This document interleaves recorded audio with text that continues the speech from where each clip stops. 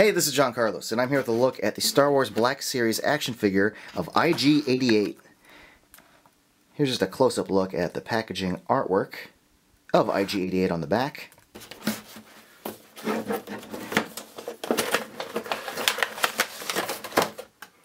So IG-88 is a fairly simple looking figure, with not as much articulation as some of the other figures in this line. And particularly in the legs. Luckily he does stand pretty decently. I had some concerns that maybe he won't stand, but he does. But his legs do not hinge outwards at all. They only hinge forward and back. But there is at least a cut, almost like a bicep cut, but it's way up top. And you do have a double knee joint back here, so that's good. And then you've got the hinge at the feet. But they're, and they can swivel to the side, so that's good. However, I do wish the legs would swing outward. That way you could stabilize his weight a little more. Luckily mine does stand good, but man, if it didn't, because I saw some in the packaging where the legs were bent. But you've got a cut right here. It's not a mid-torso, it's an upper torso cut. Arms hinge forward and back, but they do have a shoulder hinge, so they do swing outward as well, so that's awesome. You do have a decent range of motion there at the shoulder area. But yeah, there is no like specific outward elbow joint, but it is there. It's cool. There's like a little rubber kind of piece right there that kind of hides the joint.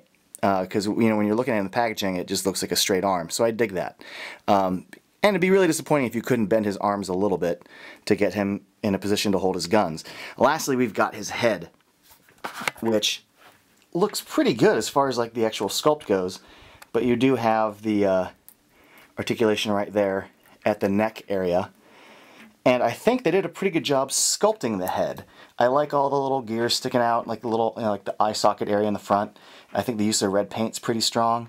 In fact, I gotta say, all the sculpting on this figure is pretty strong, and like all the gack that makes IG-88 IG-88, like all the tech work, all the mechanical work, looks really, really good, especially in the leg area, because the leg area not only has all the basic kind of mechanics, but also has these little pipes, these little tubes that connect around the knee area and crotch area, and they fit into the holes well. There's no like glue sticking out, but also the overall paint design, the gray and the dark gray, like it's a mixture of different kinds of like dark, heavy silvers. It's not just one basic color. You can see there is some lightness and some darkness, and I think overall the paint on that's cool, and the little rubbery effect for the elbows is cool too.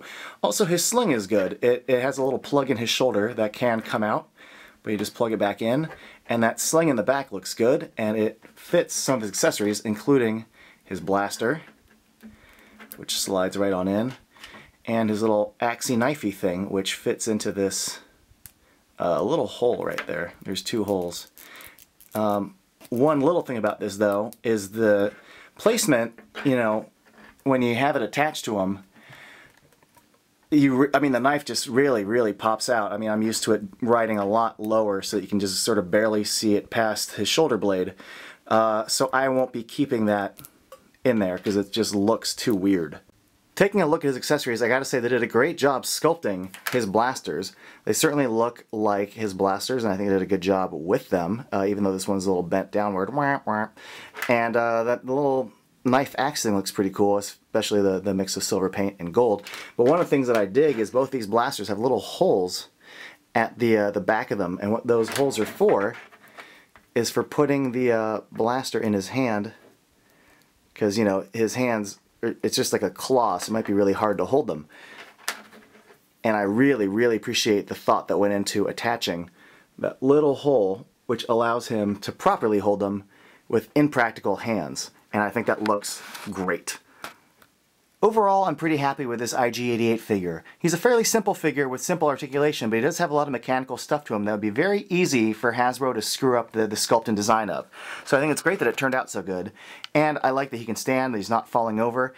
I expected him to fall over, so for me this is a win. I think it looks cool, and I'm glad they're doing more Bounty Hunter figures. Now we just need 4-LOM, and now we need Dengar, and we'll have like the whole set, and I really hope they get to them. Thanks for watching.